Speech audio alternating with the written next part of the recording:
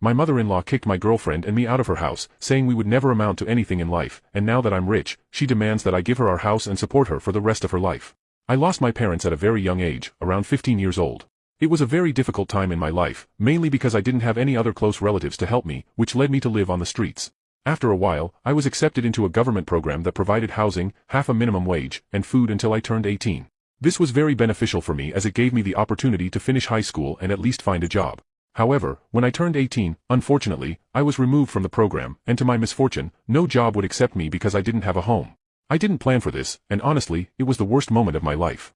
I felt like I had no options and that it was only a matter of time before my determination ran out, but finally, I got a job at a local diner, earning much less than the other employees, but I was happy. And it was there that I met my current girlfriend, who was a regular customer at the diner. We would talk for hours when she came in, and we started to get to know each other, eventually dating, and 6 months later, I moved in with her.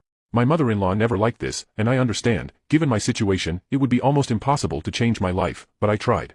I paid her rent, bills, food, and saved the rest for us to have our own home in the future, and yet, every day I was judged, and every day I had to hear that I was nobody in life, leading to many arguments between her and my girlfriend. Until finally, one day we came home from a date and her mother simply wouldn't let us in.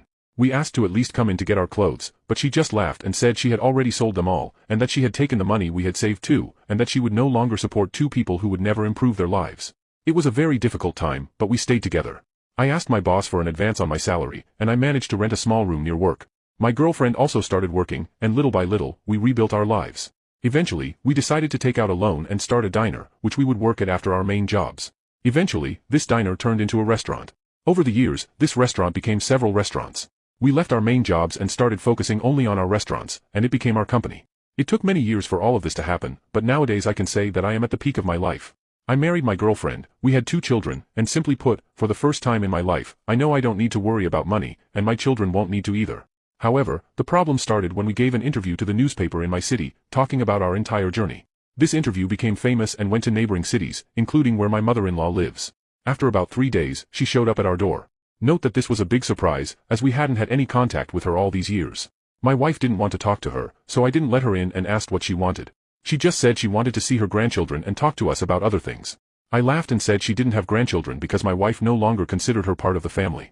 She just huffed and said she didn't care about that anyway, and that she only hoped we would deposit the money into her account soon and transfer the house to her name.